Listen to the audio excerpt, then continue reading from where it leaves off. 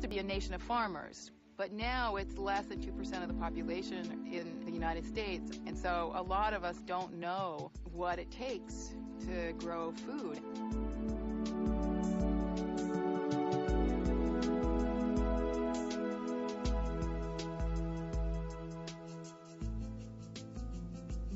Over 12,000 years ago, people began planting and saving seed. Agriculture flowered, and civilizations were born. In China, thousands of varieties of rice were grown. Over 5,000 kinds of potatoes were cultivated worldwide. In the US alone, more than 7,000 varieties of apples were grown in the 19th century. In the 20th century, the face of farming underwent a radical change. The manufacture of nitrogen-based bombs during World War I led to the development of nitrogen-based chemical fertilizers.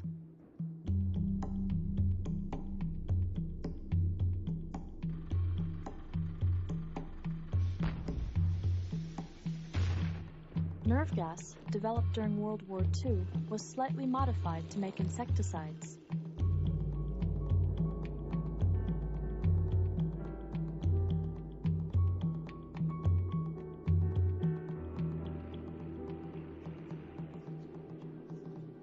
DDT was the hero of its generation.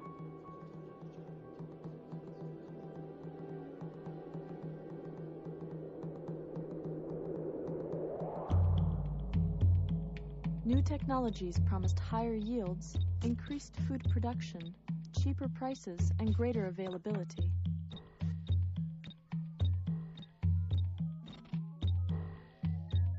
By the mid-20th century, these technologies, along with new developments in plant breeding, led to the Green Revolution. I think the people who first imagined the Green Revolution had good hearts. Lots of people are starving around the planet. That's long been the case in human civilization. Their thinking was if we could just systematize agriculture like we did industry in the 1800s and bring it worldwide, bring one system that works, we can solve the problems that people have long had with agriculture. The next several decades saw a remarkable increase in production. Year after year, huge fields were planted with only one variety of crop. These monocultures created an ecological vacuum that insects and disease could exploit. This uniformity has led to some of the greatest agricultural catastrophes of mankind. In the mid-1800s, very few varieties of potatoes were cultivated in Ireland. When they became diseased, 1 million people died.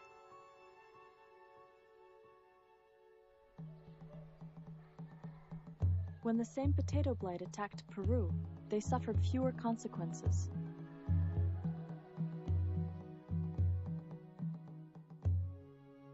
Today, only 4 varieties of potatoes are widely grown. 97% of the varieties of vegetables grown at the beginning of the 20th century are now extinct. Genetic uniformity leads to an increased vulnerability to insects and disease. Farmers found themselves trapped on a pesticide treadmill. The more they sprayed, the more they had to spray. The increased use of fertilizers, pesticides, and herbicides increased costs, polluted water, and created health risks. Then in the 1970s, Monsanto introduced Roundup. Because of its ability to kill most weeds, it became one of the most popular herbicides in history. In the mid-1990s, building on technologies that use gene splicing, the Green Revolution turned into the Gene Revolution.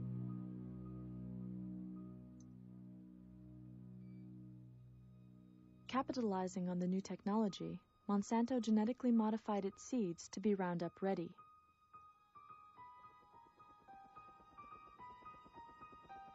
Normally, Roundup kills anything green, but if the plant is Roundup ready, when it is sprayed, it doesn't die. Now the company that sells you the herbicide also sells you the seed. A generation ago, farmers would seed a crop and use a herbicide when necessary, but often they wouldn't need to use a herbicide. And today you have a crop that, right when it goes in the ground, is designed to be sprayed. With Monsanto's Bt corn, the corn itself is registered as an insecticide. This is because every cell has been engineered to manufacture Bt, a natural bacterial toxin. If a corn borer eats any part of the plant, it will die. And now that we have genetic engineering, we're not just, putting chemicals in this food, we're actually industrializing the food at the genetic cellular level.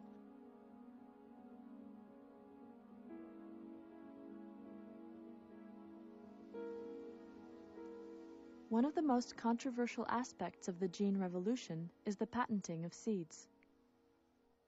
There was a very good reason why for virtually 200 years the Patent Office and Congress did not allow for the patenting of life. The right to patent is guaranteed by Article 1 in the Constitution. Food crops were deliberately excluded from patenting on moral grounds. Starting in the 1930s, plant breeders were given the right to patent their work. But the patent protection did not extend to the subsequent generations of seeds.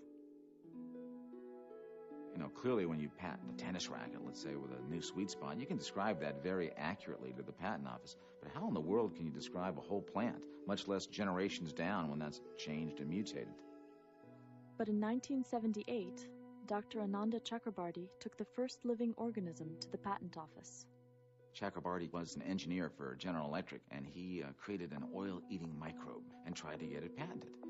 And the U.S. Patent Office said, no way, we do not allow you to patent parts of nature. If you have a tennis racket or a toaster, you can patent that, but you can't patent a part of nature. But General Electric and Chakrabarty were very insistent. They took it all the way to the Supreme Court. And at one vote majority decision, they said, you can patent this genetically engineered microbe. Interestingly enough, this oil-eating microbe was never used because even though it did eat oil and oil spills, it apparently ate a lot of other things for dessert. The floodgates were now open for genetic engineering. During the Reagan administration, they said, let's patent animals. And then human genes and human body parts. I think what the companies would like to say is, we are patenting the gene. And wherever that gene goes, we own anything that we put it in. If it goes into a plant, we own the plant. If it goes into an animal, we own the animal. They might even say around the world, if it goes into a human being, we own that human being. There would be some constitutional problems with that in the United States. But they clearly would want their patent to follow the gene. The issue of patenting life has never been voted on by the people or the Congress of the United States. It actually means giving corporations, incredibly, the power to own, control the species of the earth. While corporations were patenting everything under the sun, they were also busy in another area. Starting in about 1995, the stock market was running up, and Monsanto was buying up seed companies, and DuPont was buying Pioneer, and there was this, basically, the U.S. pesticide industry bought the seed industry for all intents and purposes. Monsanto spends $8 billion buying up seed companies. By the 1990s, corporations begin patenting not only GMO seeds, but seeds that haven't been genetically engineered. The only requirement is that they have not been patented before. It's one of the wonderful things about what our government has done for the years with seeds is trying to save seeds so that we can preserve biodiversity. What companies have done is gone into those seed banks, find the seeds that aren't patented, and patent them. And as long as they're the first person at the patent office, they get the patent. It is estimated that Monsanto owns 11,000 patents. Why would corporations do this? Because then they can take the one seed they want to use to replace all these seeds, and it will own the marketplace.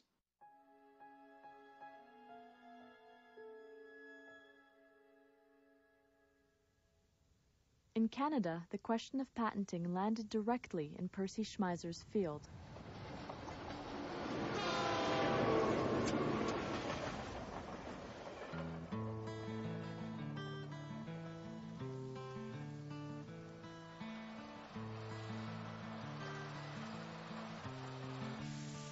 I've been farming for 53 years, and in those years I've grown mostly wheat, canola, oats, and peas. This field has had wheat, and the field behind me has canola in it, or rapeseed as it is known in Europe. When our grandparents came to this country, there was no such thing as chemical companies or seed companies, and they had to rely and develop their own seed, borrow seed from their neighbors, or bring it from Europe with them. Percy was known in this part of Canada as a seed developer and a seed saver. I would say that our best grains, our best seeds, have not been developed by research people or scientists. They have been developed by farmers.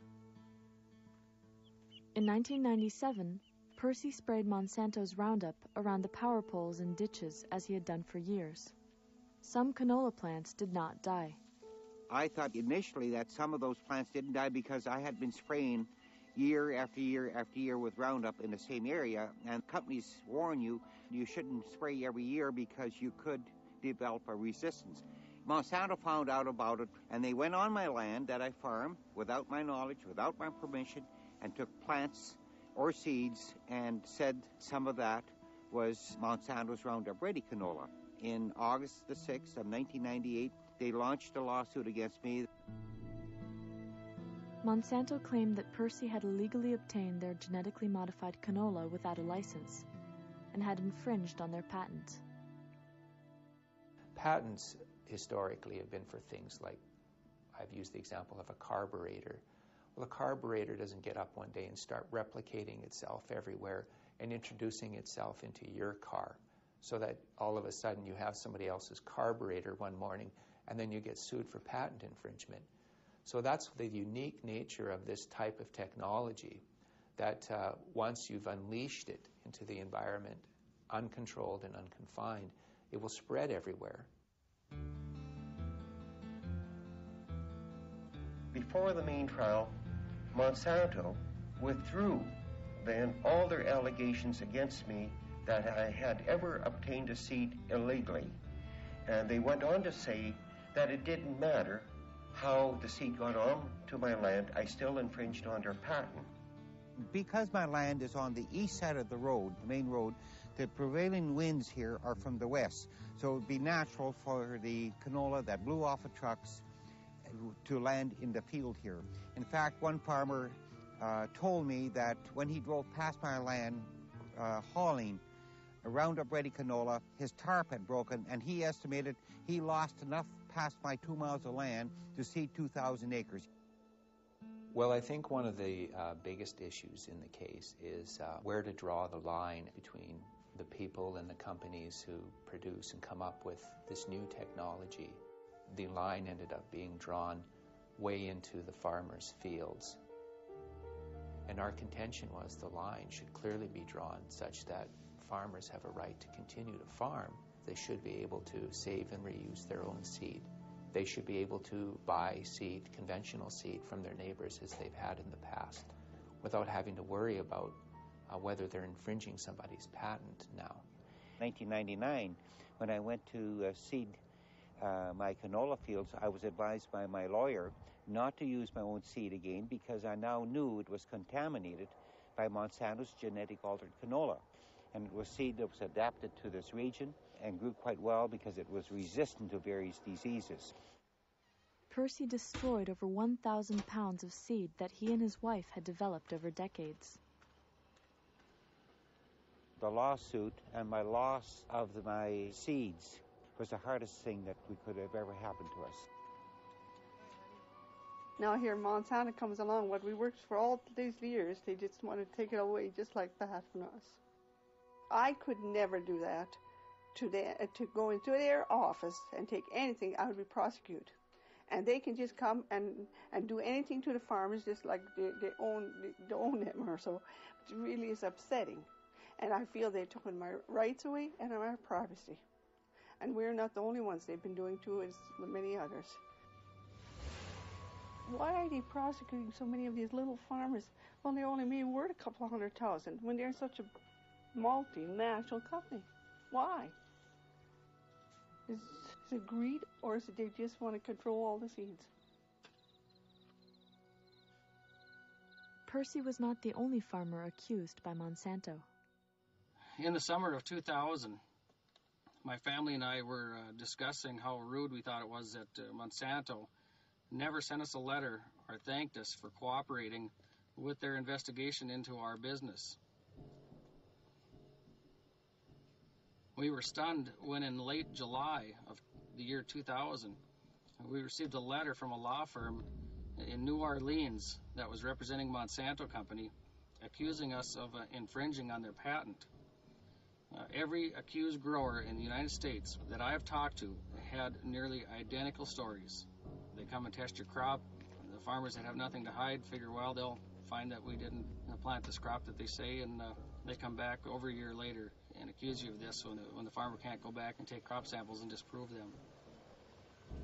Monsanto had told us that they had sampled all 3,850 acres of our soybean crop.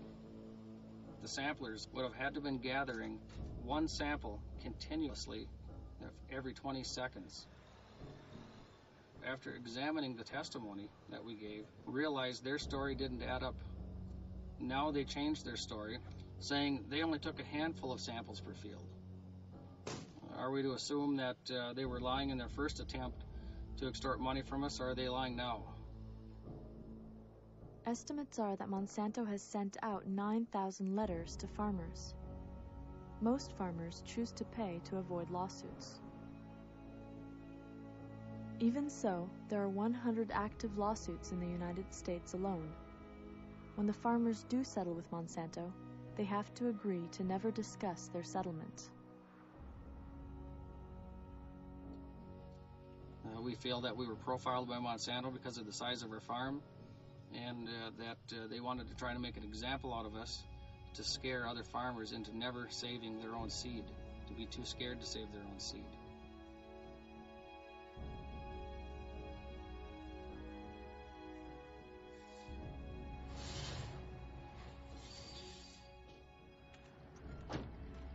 Eventually, my case went to court after 2.5 years, and Monsanto dragged me through those courts in pretrial. They did everything to break me, and basically took all of our retirement funds, because just my lawyer fees alone, up to date, have been around $200,000.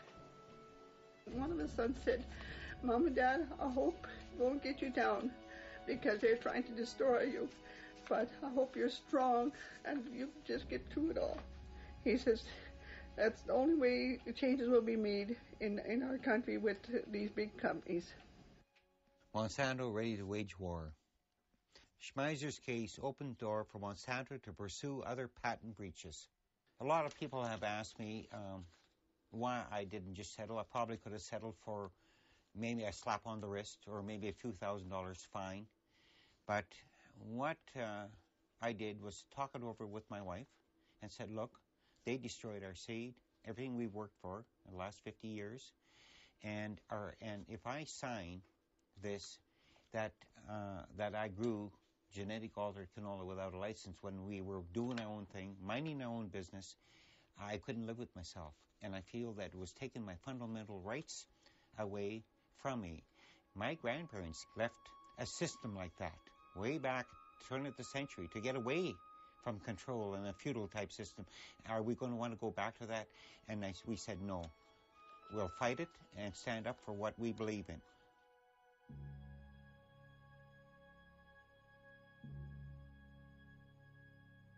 And what did the judge rule after 2.5 weeks of trial?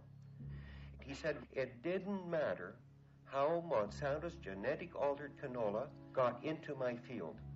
And then he went on and specified. He said whether it cross-pollinated or if it blew in by the wind, by birds, bees, animals, or falling off a farmer's truck, a combine, and so on, it didn't matter. The fact that there was some plants there, I violated Monsanto's patent, even though I didn't want it in my field.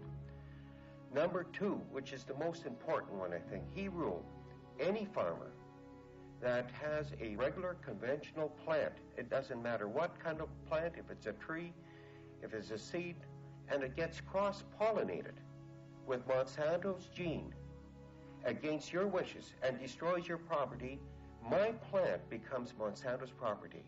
Now stop and think what that means to farmers all over the world, farmers, gardeners, anything to do with a life-giving form.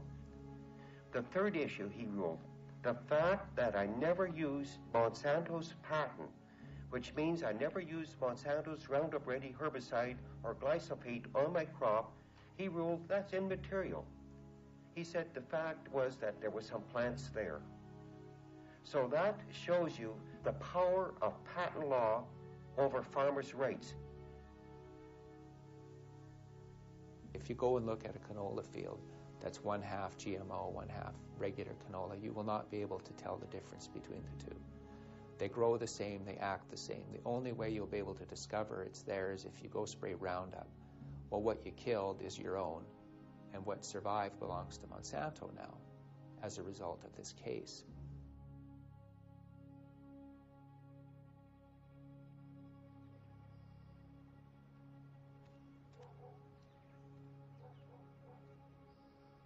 In the last 2 months, I probably had 100 phone calls, minimum, about people finding canola in their fields that never ever had it before. And I think it would be safe to say that it would be very difficult to find one field in Western Canada that would not now be contaminated to some degree with Monsanto's GMO canola.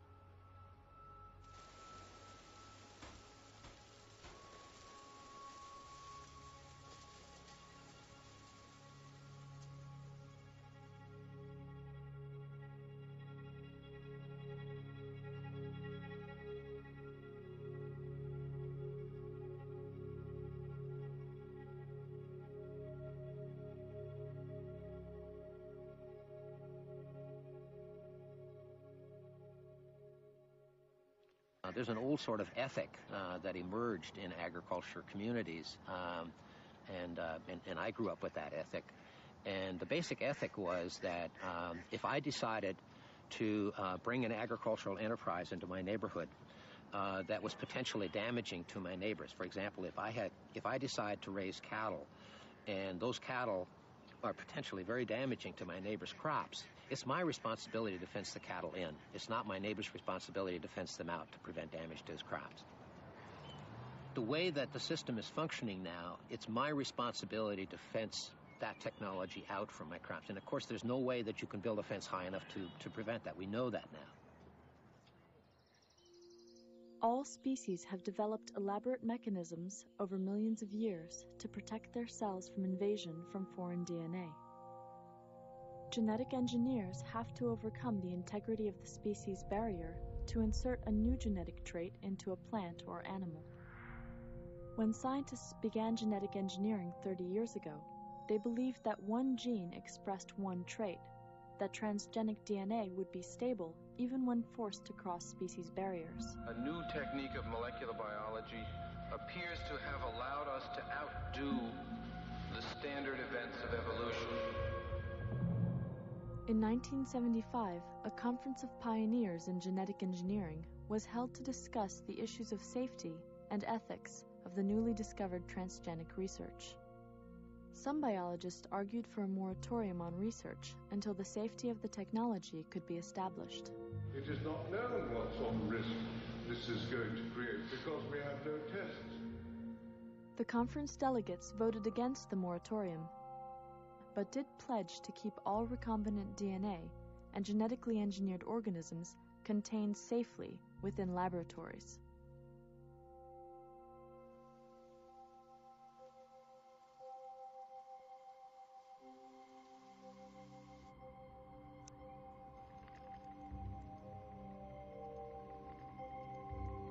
Currently, both agriculture and medical biotechnology use genetic engineering.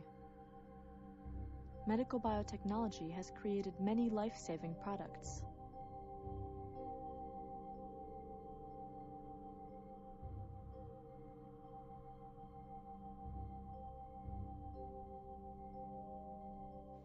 These pharmaceuticals are made under controlled conditions in secure labs. Genetically modified plants, unlike drugs, reproduce, and once released into the environment, cannot be controlled. Using biotechnology to produce food is not new. For nearly 6,000 years, people have used yeast, a living organism, to make bread rise. And we've used biotech for almost as long to ferment beer and wine. So there's really nothing new here. But that is completely wrong. Genetic engineering is really a radical revolution in food production. It's really a cell invasion technology. You know, people have heard they're taking a flounder gene and putting it in tomato so the tomato can last in cold temperatures.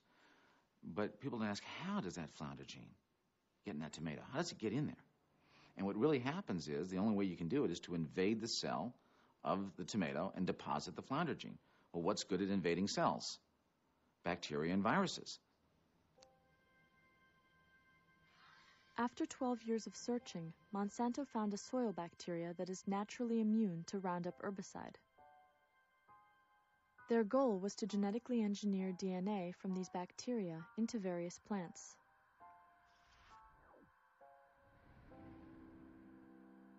They cut out a sequence of DNA that is resistant to Roundup. But if this DNA sequence alone is inserted into a corn plant, it will have no effect. So the next step involves E. coli bacteria. Gaps are created in the E. coli DNA, and when the two test tubes are mixed together, some of the E. coli DNA recombines with the Roundup-resistant bacteria. Then the technicians smuggle the engineered DNA into the cells of the corn plant they want to modify.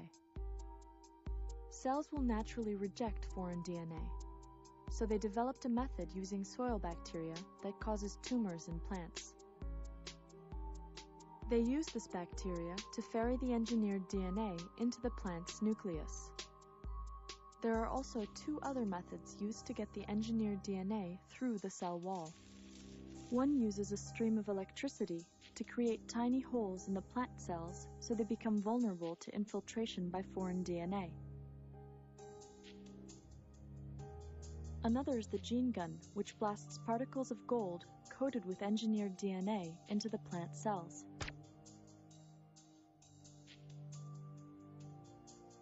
Each of these three methods needs a promoter gene that turns on the desired characteristics. The promoter gene is often extracted from the cauliflower mosaic virus. This capacity of bacteria and viruses to invade mammals in different ways is what really has a lot of people edgy about biotechnology, because that's really what the tools are all about. In order to move genetic material from one organism to another that don't normally cross, you've got to sort of behave like bacteria and viruses and invade into the cells and become established, just like a virus must become established. And they do one more thing. They attach to that an antibiotic marker system. The antibiotic marker is a gene which is naturally resistant to a specific antibiotic, so later they can test whether the genetic cassette is being expressed. The most cataclysmic force in the food system right now is the fact that the medical community is just terrified about the loss of antibiotics. No one really understands how using antibiotic marker genes in genetic engineering techniques might contribute to the problem. The biomedical community on a worldwide basis is absolutely focused on this problem now.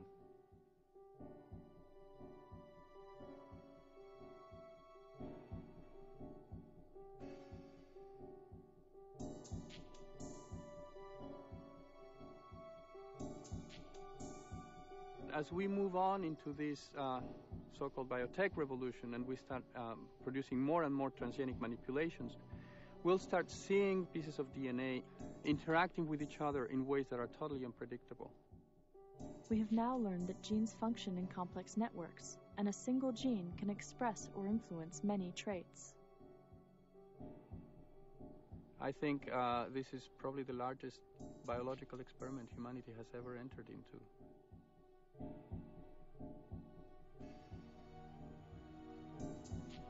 The Flavor Saver tomato was the first genetically engineered food to reach the public. Calgene, the corporation that produced the tomato, had done 3 voluntary feeding studies on rats and found lesions in some of the rats' stomachs.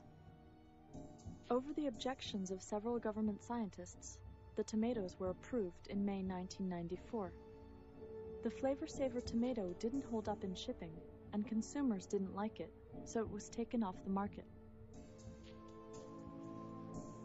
The first time many Americans became aware that genetically modified foods were part of their everyday diet was in the year 2001. Last fall, during lunch with coworkers, Grace Booth enjoyed 3 chicken enchiladas. The food, she recalls, was very good, but then something went very wrong. I felt my chest getting tight, and it was hard to breathe. She didn't know, but she was going into shock. What are you thinking at this point? I thought, oh my God, what is happening to me? What is going on? Something is very, very wrong.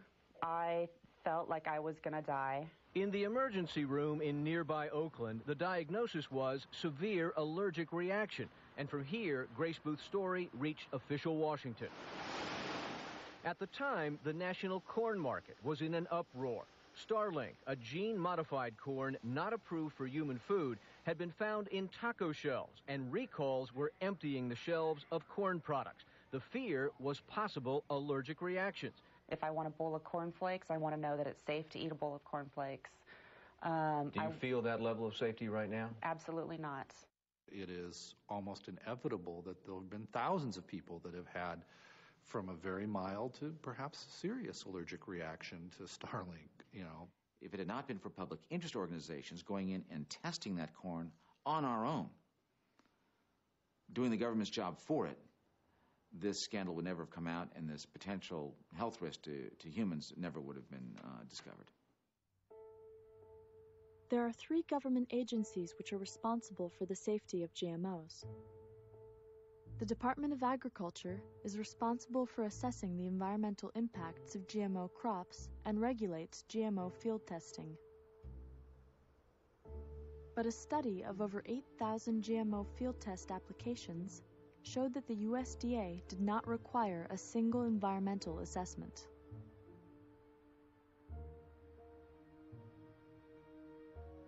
The Environmental Protection Agency regulates insecticides. BT, a natural insecticide, is engineered into every cell of genetically engineered BT crops.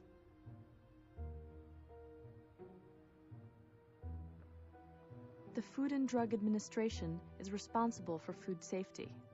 Any novel substance in food must be tested. When the biotech companies went to get regulatory approval, they did so on the basis that what they were doing was substantially equivalent, was the term which was being used, substantially equivalent to classical breeding practices, and therefore it should not be regulated in any way. At the same time, however, companies have insisted on patenting their products, and in order to get a patent, it has to be different than anything else. So on the one hand, we're saying it's very different because we don't want to patent it. On the other hand, it's substantially equivalent, so don't bug us with regulation. Substantial equivalency is obviously nonsense. These, at the cellular level, again, these foods have bacteria, viruses, new genetic constructs that no other foods ever had in history. They're clearly not equivalent. Since GMOs were considered substantially equivalent to regular food, they fall into the GRAS, or Generally Recognized as Safe category, and the government does not require testing or labeling.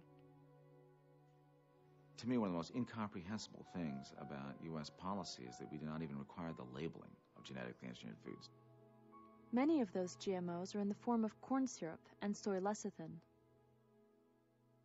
In 2002, a concerned mother in Oregon put a couple $1,000s into an initiative to label GMOs. How can we trust the same multinational corporations that told us that PCBs, DDT, and dioxin are safe? They don't even want us to know what it is that we're eating.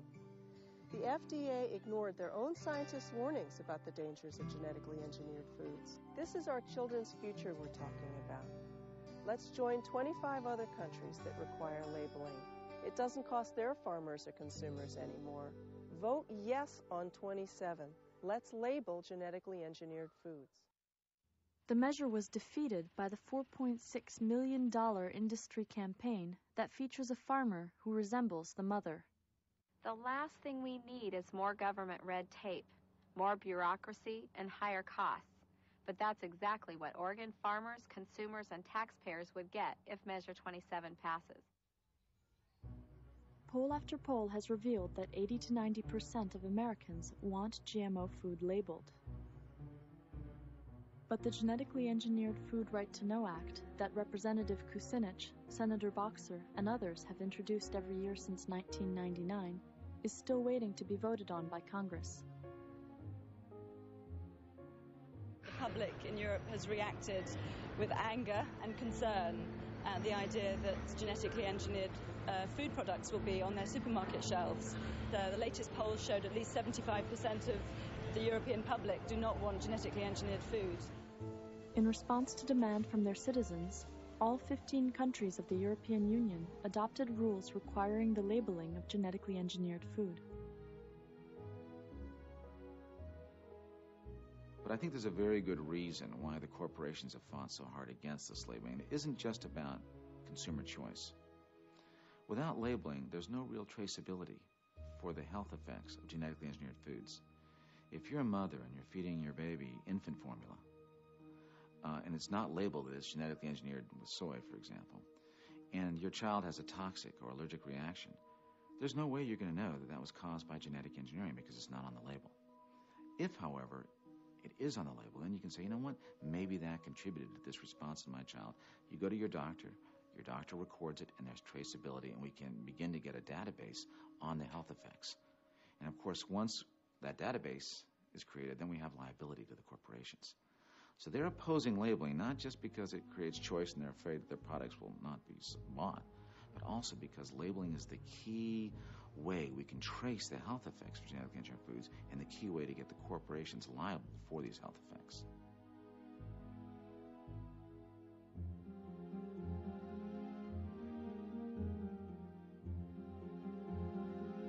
The Japanese people are deeply concerned about the effects of genetically modified food. A trade representative stated, "We will watch the children in the United States for the next 10 years."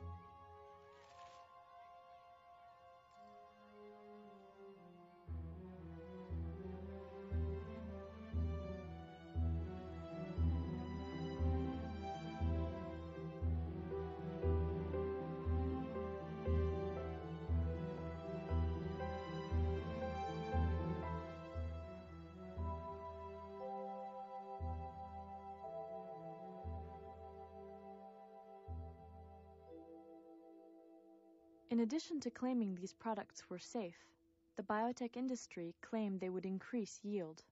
Advances in biotechnology can help us produce more food on land we already cultivate or on land that's currently unsuitable for farming.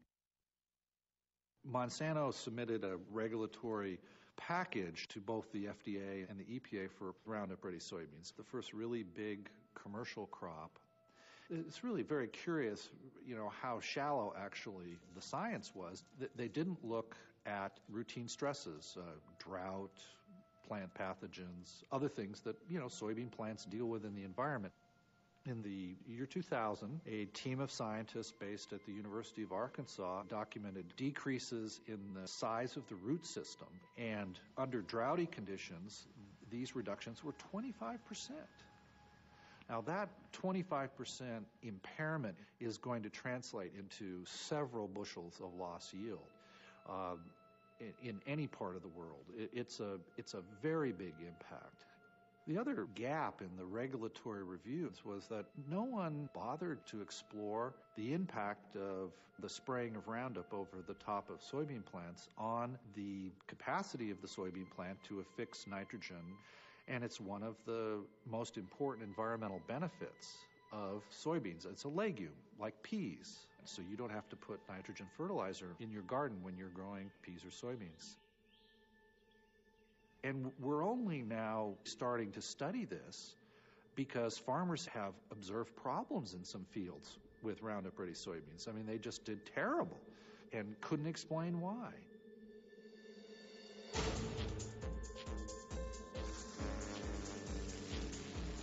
One of the biggest threats to yield comes from superweeds, weeds that have become resistant to herbicides like Roundup. In 2003, mare's tail, a superweed, spread into 21 states. Now farmers have to use dangerous chemicals such as 2,4-D, which is similar to Agent Orange and has been proven to cause birth defects. Instead of spraying less, they are spraying more.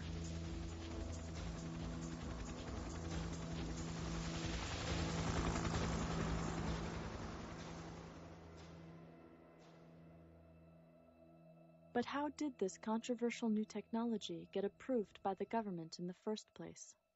At the end of the first Bush administration, George Bush's administration, Dan Quayle ran something called the Competitiveness Council. We will ensure that biotech products will receive the same oversight as other products, instead of being hampered by unnecessary regulation. What Quayle's council recommended is that there be no regulation at all for these foods. This outraged FDA scientists. There is voluminous documentation showing that FDA scientists said this food needs to be tested. This food can be toxic. This food can create new allergens. The genetic engineering process, the cell invasion technique that is genetic engineering, can lower nutrition. It can create immune problems in laboratory animals. All these things need to be tested, much less the environmental effects. But Dan Quayle and his council said, no way. We want to be the first in the world to market this food. FDA still said no. So what do? They brought in a deputy commissioner for food policy, a man named Michael Taylor. Michael Taylor used to work at King & Spalding as Monsanto's senior counsel there. He had written up the industry regulations, which were basically no regulations, and of course, he allowed this no regulation policy to become official U.S. policy in 1992. Monsanto employees and government regulatory agency employees are the same people. And to give you one example, there's countless names on this list, but one that kind of stands out to me, the biggest, is Linda Fisher. Linda Fisher, for the past 7 years, has been an executive vice president for Monsanto Corporation. She is now the deputy administrator for the EPA, also as a deputy administrator under George Bush Sr.'s administration. Prior to that, she was with Monsanto. And prior to that, she was with the EPA. She's been back and forth 3 times. And the list goes on and on like that in Washington.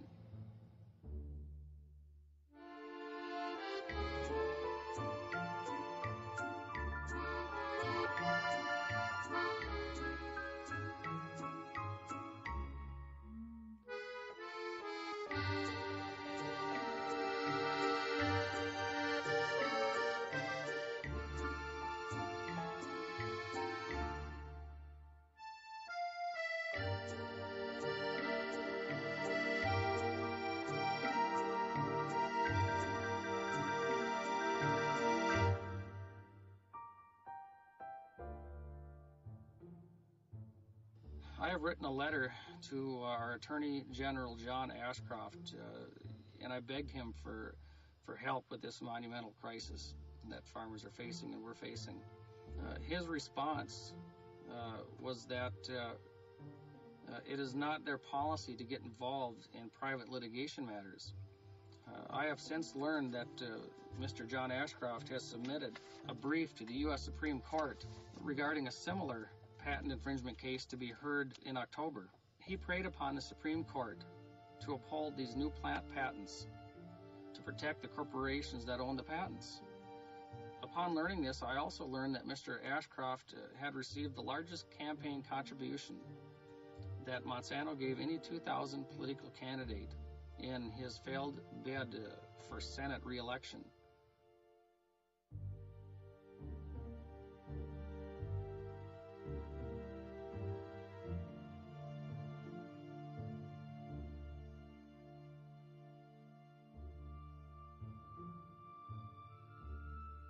Deregulate, which is basically telling from the executive branch everybody to look the other way.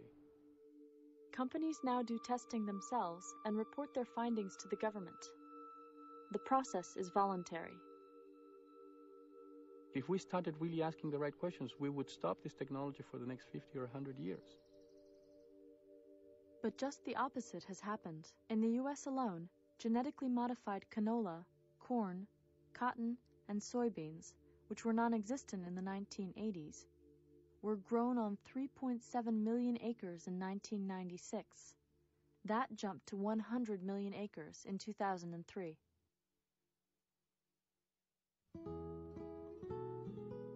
In 1998, Mexico banned the planting of genetically engineered corn to protect their agricultural heritage.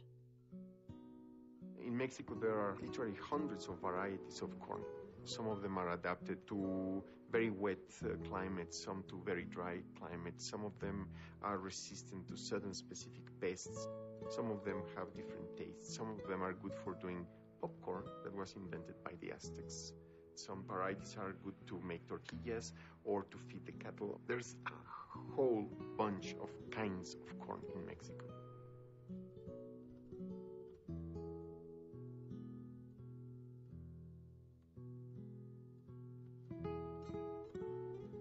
Around 7,000 years ago, the people who lived in Mexico started domesticating maize, or corn, and an intimate relationship developed between humans and the plant. Corn is not only their food supply, it is also part of the culture.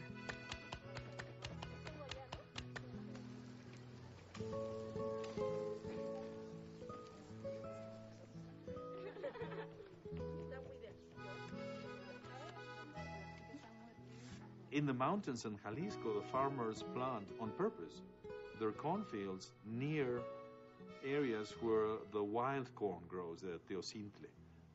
And the reason why they do that is because they know perfectly well that they get resistance to pests transferred from the wild strain into the cultivated strain.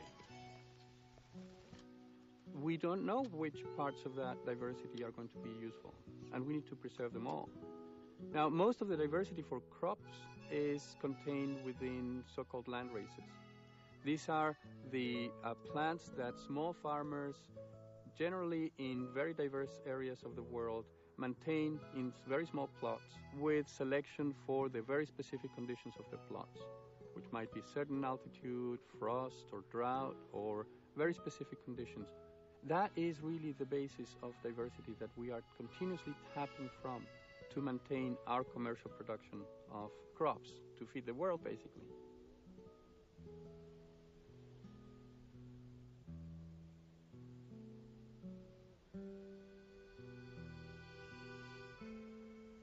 The 1970 corn blight in the United States destroyed millions of acres of corn. The U.S. was lucky to find a strain of landrace corn originally from Mexico that could resist the blight.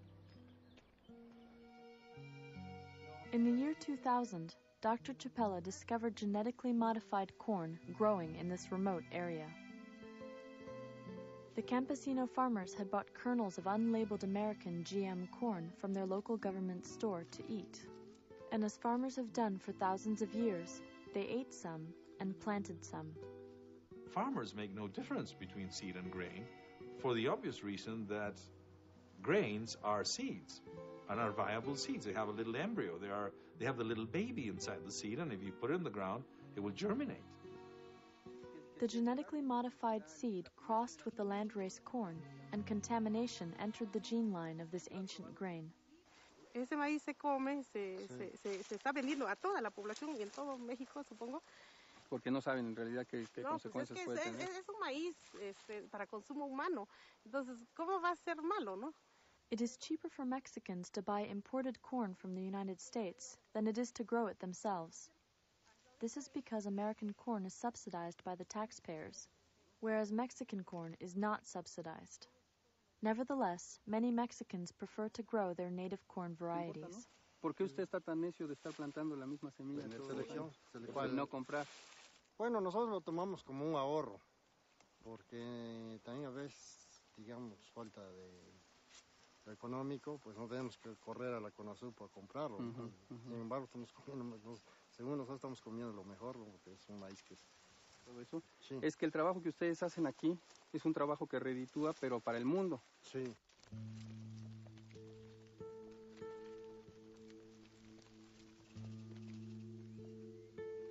The farmers said, if we do have transgenic elements in our corn, is it going to be like our colleague in Canada? Will the multinational companies come and demand payment for the presence of the gene?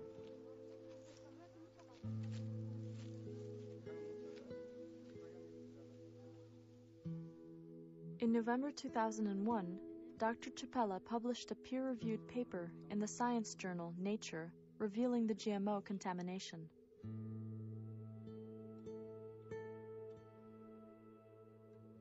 We took this very seriously from the beginning, and we have been doing studies and collecting samples and sending them around, trying first to duplicate Ignacio Chapela's results, which we did, and now going a step further and identify this problem. This is an issue that is a bit contentious because we didn't want to in any way jeopardize our genetic heritage. The first thing is we didn't want that to happen. Whether that is going to have other consequences, well, that's a matter of debate. The fact is, those sequences were not supposed to be in those corns, and they are now. And that's a big problem for us.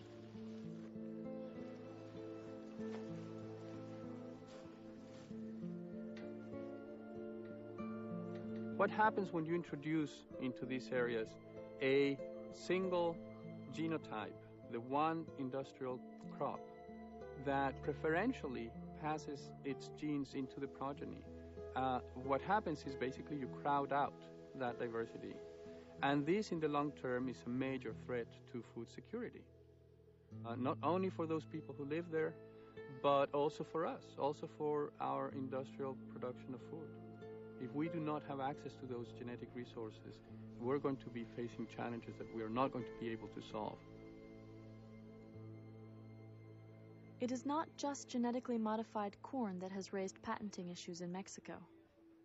Current international system of patents does not protect in any way traditional knowledge, and we have had a number of problems in Mexico related to that. I think there are 3 or 4 applications for patents for tortillas. Like it was a new thing, like somebody had invented tortillas, which of course have existed for 3,000, 5,000 years, we don't know. First of all, some people will debate, and I think it is a worthwhile debate, if life should be patented at all. And that's a discussion that humanity as a species hasn't done properly. And it is a sort of pending homework, something we need to do.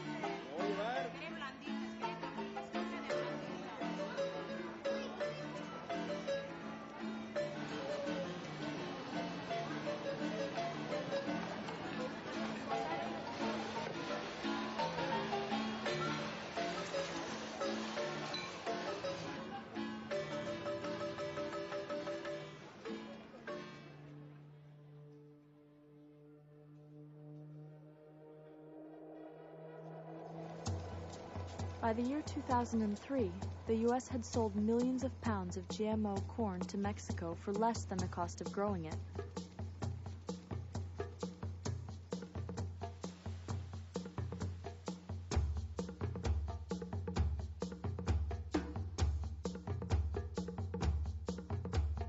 Around the world, resistance was mounting against the U.S. exported genetically modified crops.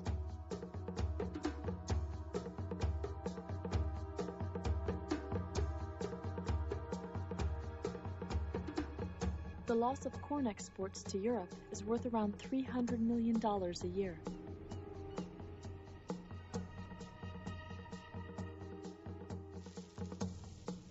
This has only compounded the farm crisis in North America. On the one side of the farmer, there's the oil and natural gas companies and fertilizer companies, seed and chemical and machinery companies and banks. And then the farmer is literally in the middle of an agri-food chain. Downstream, there's processors, railways, grain companies, restaurants, packers, etc. And what's happened in that chain is each link, with the exception of the farm link, is being dominated by fewer and fewer, larger and larger corporations. Those huge corporations that face little competition are able to extract extremely large revenues and profits out of that chain and leave very little for the family farmers. And what the family farmers do get is quickly snatched away by chemical and seed and fertilizer companies who themselves have tremendous market power. Farmers are not the ones making the money. There's money being made on both sides of the farmers, but not the farmers. When you put $1.50 on the counter for a loaf of bread, that money then moves through the hands of the retailer. And these are $10 billion corporations with only one or two competitors. And the miller that makes the flour can do the same thing. The grain company that sourced the grain. And by the time it gets back to the farm, there's only a nickel left. And of that nickel, you've got those powerful input suppliers on the other side who can take that nickel right out of the farmer's pocket. I just did a study of the economic costs and benefits of BT corn. The official USDA statistics show that the cost of producing a bushel of corn is about $3.20 or $3.40, and the net return to the farmers maybe $2.20. So they're losing $1 on every bushel. And one might ask, well, how is a businessman, if you're losing $1 on every unit that you sell and you're growing 140 per acre, so you're losing $140 an acre, how can you stay in business? And the answer is government subsidies. Subsidies support the most widely grown crops: corn, wheat, cotton, and soybeans. These are the crops that the industry has targeted as the first GMO crops. So if you're an agribusiness company producing inputs into a market, and especially inputs that are going to be more expensive, it must be reassuring to you to know that regardless of how big the gap is between what the farmers get from the market and what it cost them to produce, the government's going to be there to make up that difference. In 2002, President Bush signed one of the largest subsidy bills yet. Although it's certainly not labeled the GMO seed rebate, nonetheless, it's part of what's keeping farmers interested in these costly production systems. This results in every American taxpayer paying a personal subsidy to the agricultural biotech industry. The United States subsidizes its crops. Europe subsidizes its farmers. And Canada and Mexico subsidize neither. Farmers that are producing grain right now are quite clearly losing money on every bushel. The prices are below the cost of production. On a lot of farms, families deal with that by one or both spouses taking an off-farm job. And the irony is they bring that money back to the farm and use it to pay those input bills. So you literally have the case where small family farmers and their spouses are working off-farm and subsidizing Monsanto and chemical companies, fertilizer companies with that money.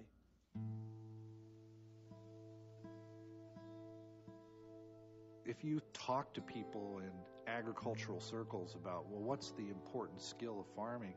It's marketing. It's taking full advantage of the government programs. It's dealing well with your banker and all the people that you lease land from and managing equipment well. And, those are the skill sets. It's not their understanding of the biology of their soils or their production system or the traditional skills that one would think about. What it takes to be a farmer in America today has really changed, and the skill set of farmers has become divorced from the managing of this biological process, which we call food production.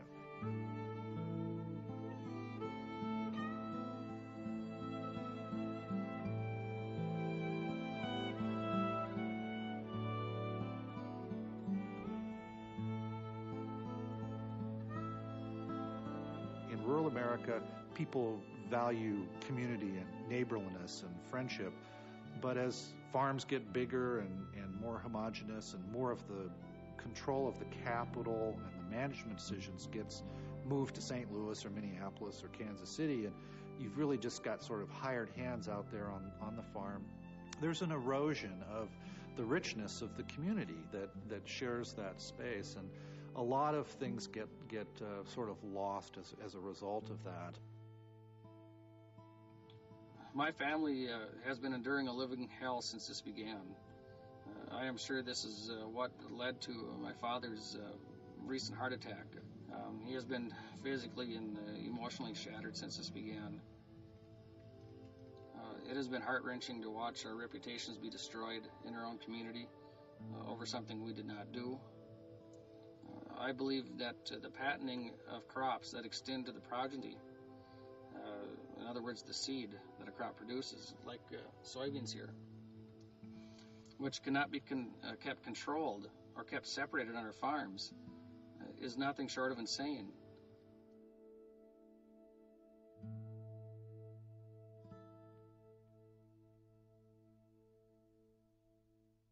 A lot of people in the industry try and paint a picture that, listen, 60% of our food is, processed food has some genetic engineered, product in it. So forget it. It's over. Your resistance is useless. Well, this is nonsense. The vast majority of our foods, the wheat, the rice, our fruits, our vegetables, are not genetically engineered. The vast majority of the food we eat is not genetically engineered. But right now, probably the key issue is the current controversy over genetically engineered wheat.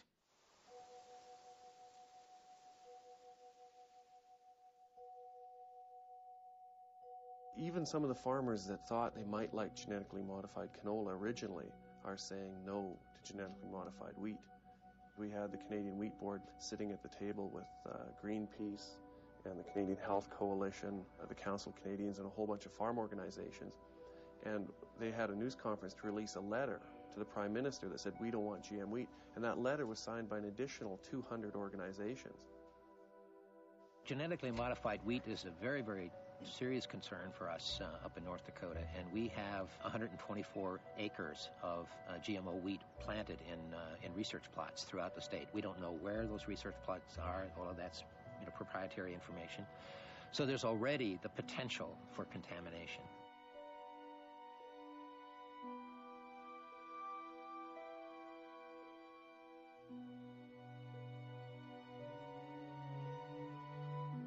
If a custom combiner combines some GMO wheat and then goes to combining some non-GMO wheat, the contamination is going to occur. When it does, we'll lose our markets. It's that simple. What Monsanto told our legislature here in North Dakota was that if they attempted to put a moratorium on the introduction of this wheat, that one, they would pull all of their research dollars out of our state and our universities, which I quite frankly was very happy to hear, and two, they would file a lawsuit against the state of North Dakota for anti-commerce. This was the way that they tried to sell us, the state, a new product.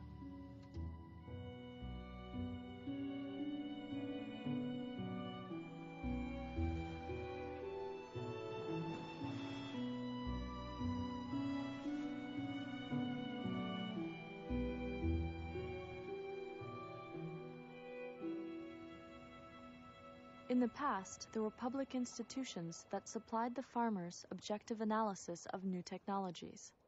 Universities started playing an important role in asking questions about this back then in the 70s, but soon enough it was evident that we did not want to have universities asking questions. So there was a big influx of money from industry to support research at universities, and that led to research that was favorable to the development of the industry and publicity that was simply promotional of the technologies. The reality is that in our land-grant university system, and certainly in the U.S. Department of Agriculture, there's a small tolerance for people doing research that directly challenges the conventional wisdom. It's ridiculous. You know, the recent work that we've done on the movement of transgenes in corn in the Centers of Diversification was run on $2,000. Compare that to $25 million coming the other way in exactly my college. And that is the only piece of work that I know is actually happening. The biotech industry aggressively attacked scientists whose research questioned the safety and impact of genetically modified crops. Renowned scientist Dr. Arpad Pushtai was suspended 2 days after discussing his research that raised questions about the depressed immune systems and growth of rats which had been fed genetically modified potatoes.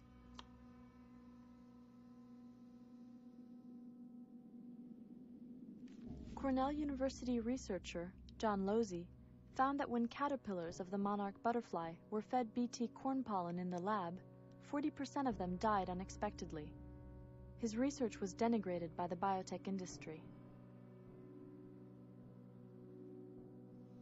Nature magazine retracted Ignacio Chapella's paper after publishing his peer-reviewed work.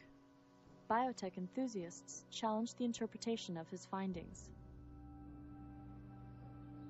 Biology was a very diverse field of inquiry, but because of the advent of this technology, we are seeing a narrowing down and a trimming off of all those branches of biology just to the benefit of this one side. And I very much want to fight against that.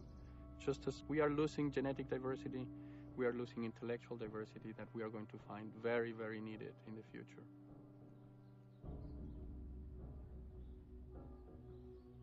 The conventional wisdom in the U.S. today is that ag biotechnology is progress. There's not a lot of encouragement for young scientists to carry out research that might raise questions about that basic judgment. The corporate control of genetic research is not limited to the field of agriculture. They allowed the patenting of one of the genes responsible for breast cancer. And many researchers who'd been working on a cure for breast cancer were no longer allowed to use that gene in their research because another company had patented it and charged them very, very high fees.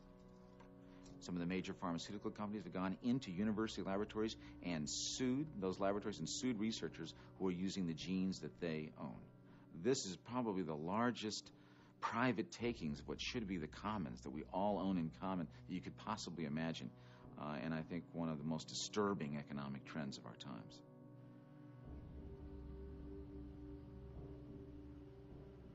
While biotech companies take over on an intellectual level, and genetic engineering takes over on a cellular level, multinational corporations are taking over worldwide by consolidating our food supply.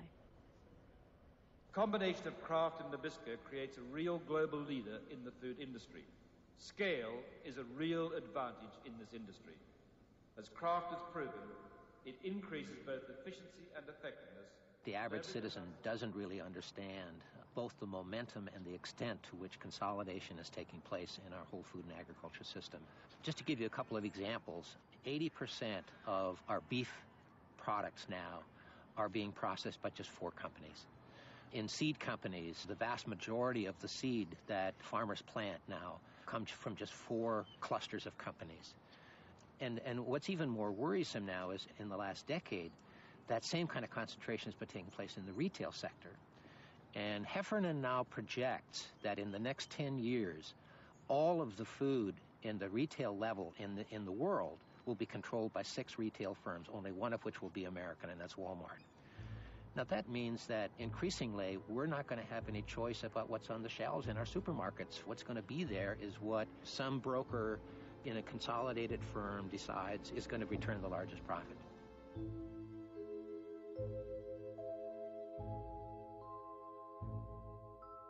One of the problems that the biotechnology industry has is that it's done nothing for the American consumer.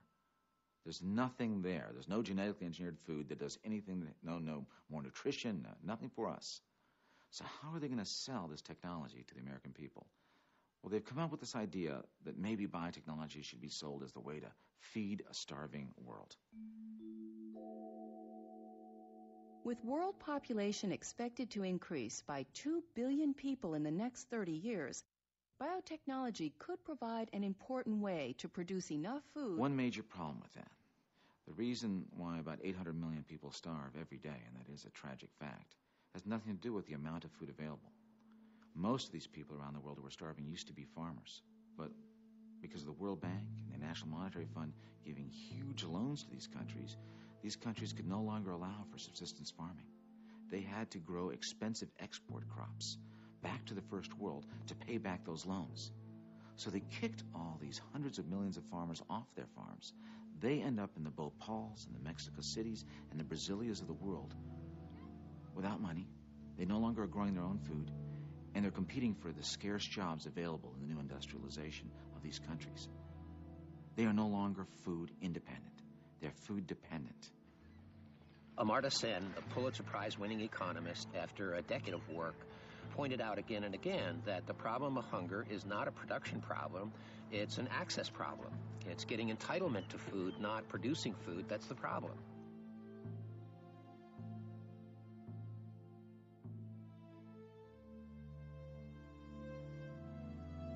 We're in fact overproducing the major commodities to the extent where farmers can't recover their production costs. And so we have huge subsidies. We have 800 million people on this planet right now who are malnourished in an era of overproduction where farmers can't recover their production costs. When wealthy countries subsidize their crops, they undercut the markets of developing countries.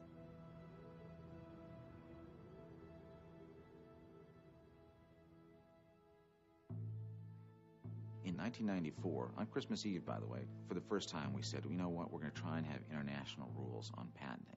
This was driven, of course, by the United States. And here's what's behind it.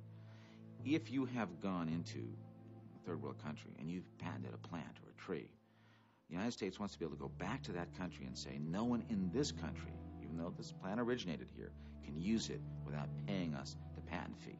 To do that, they've got to harmonize patent laws around the world. That's really the big prize for the corporations. It's one thing to make sure we're controlling the U.S. market, but if we can take these plants that we've gotten from the third world and make sure that no one in the third world can use them without paying the companies that patent fee, that's the big bonanza for the corporations. The generalized perception in Latin America, I also think in Mexico, and many other parts of the world also, the new unipolar system has benefited the United States more than it has benefited the minorities of impoverished countries of the world. This is an issue of big concern because there are not so many political alternatives around.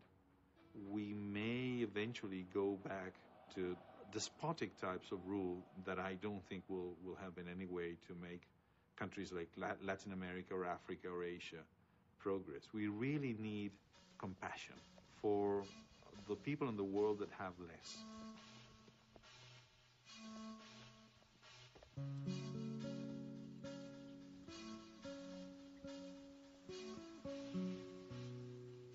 The resistance to globalization is that it stems from the insights of some people that, the corporations, they want to be able to go in and make the money, but they don't want responsibility when things don't work out. One of the most ironic parts of the fact that the biotechnology industry is saying that it's going to feed the world is that it has created a new technology called Terminator technology. And this technology is basically a suicide gene that's put into crops, so after one planting, they commit suicide. You cannot save the seed because the seed then is sterile. It will lead to no crops in the next season. There's 15 patents by first world companies on this suicide technology. Can you imagine what is going to happen if that suicide gene pollutes crops around the world?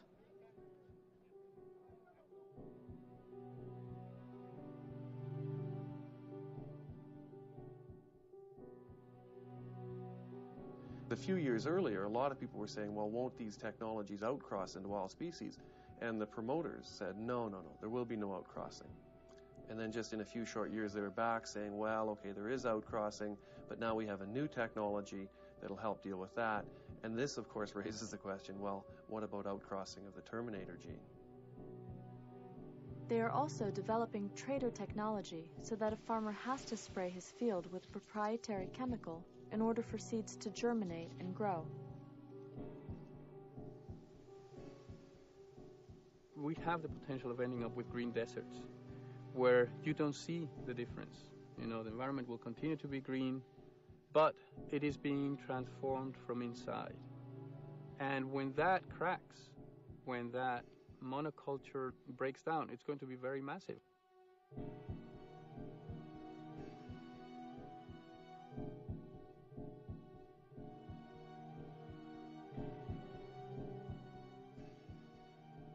As we move into the future, what could we find on our supermarket shelves?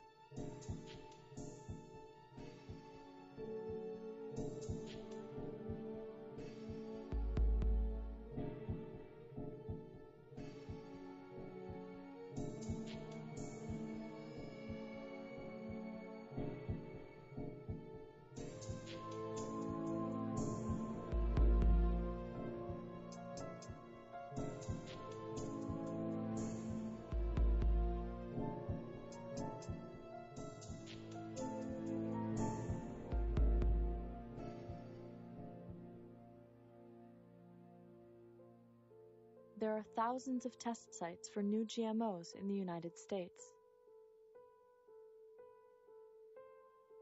In 2002, the USDA condemned 50 million pounds of soybeans contaminated with GMO corn engineered to manufacture a pig vaccine. My biggest concern is we're merely going to go into the future believing that, somehow the technologists are going to solve the food problem, then we're all going to be okay.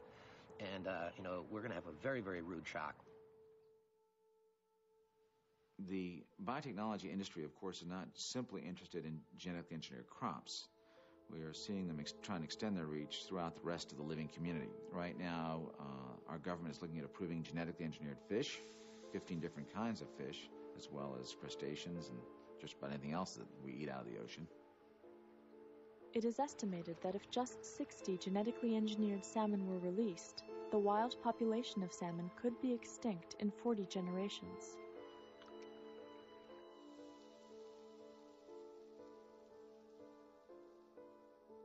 Genetically engineered livestock and poultry, and also genetically engineered insects and trees.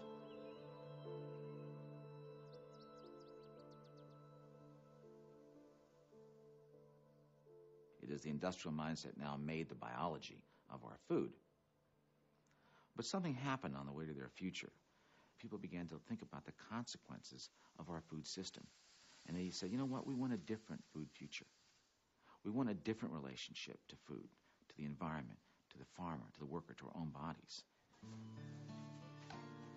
What would it take to change the American food system to make farming sustainable and improve public health and environmental quality? What we're trying to do in sustainable agriculture is to use resources that are in the local ecology and recycle those resources within the system rather than taking resources from another system or another ecology and bring them in. And we should be using solar energy to fuel our systems as nature does rather than relying on imported petroleum or other resources. A century ago, people bought locally produced food. Today, food in a supermarket has traveled an average of 1,500 miles. Apples were grown all over America. Now they are shipped from China. This uses more imported oil and increases our dependency on other countries for food. The food from this farm travels an average of 50 miles. About 10 years ago, we started a program for Bay Area families where they can get a basket of our produce once a week. It's called community-supported agriculture. And our relationship with those families encouraged us to really diversify. And as a result, as you walk around this farm, you'll see that each field has many different things growing. There's fruits, nuts, citrus, there's grapes, as well as row crops like tomatoes and eggplant and corn. We've been farming organically for about 25 years because it is a system of farming where you are thinking about the human relationship to agriculture. You're thinking about primarily producing good food that you have no doubt about what character and quality it has, food that's healthy, that you have no doubt that my kids can eat, And so we've looked to evolve ourselves in a system that is diverse and healthy and sustainable. We have to respect nature's logic in all of this. We have to respect the millenniums of history that have gone into breeding. This is the work of thousands of generations of people who have plucked the wild onion, developed a little bigger one, chosen that over time. And it's not something anyone can say they own.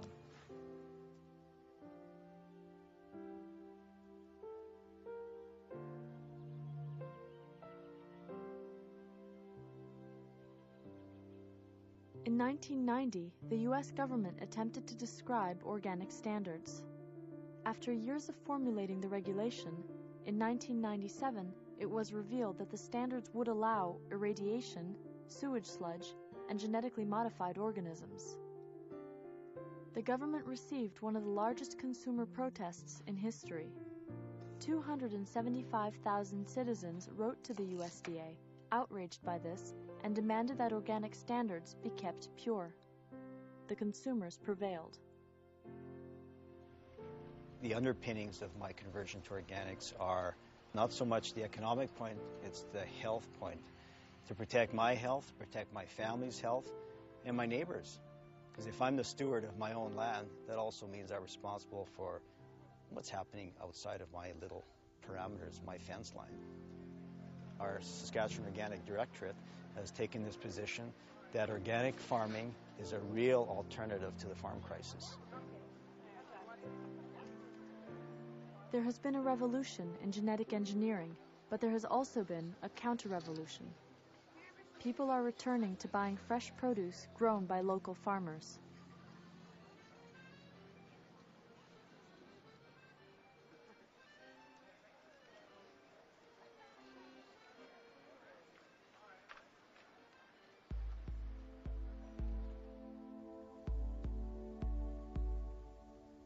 Organic farming, farmers markets, and community-supported agriculture are only 3 of the many alternatives to the industrialized food model.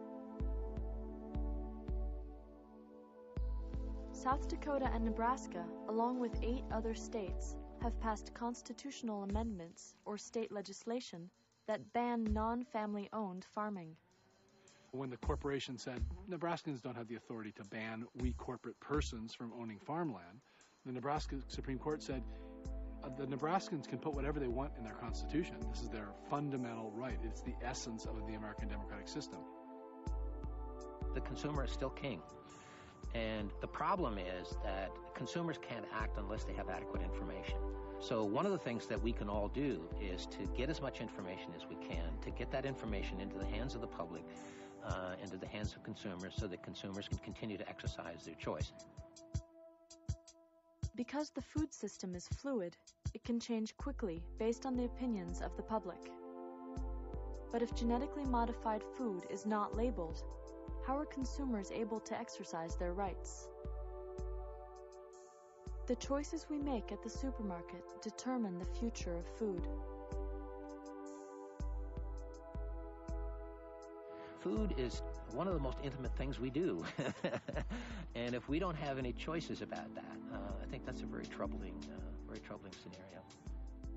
There are large groups of people in other countries that have never bought into the American model of chemical-intensive large-scale agriculture, and they certainly have not bought into the notion that the efficiencies that one gains by having 2 airline manufacturers in the world, or 4 automakers, or 2 makers of software, they believe that whatever gains you might make in efficiency are lost because you lose diversity. Whether there's going to be any serious change or challenge to the bulk of the way that agricultural land gets managed and farm businesses are organized, I think that's an open question, and frankly, I don't think it will happen unless the American public and farmers themselves sort of stand up and say, wait a minute, we just don't want to go any further down this road. And, we are a government of the people, for the people, and by the people, and hey, we're the people. We don't want to go there.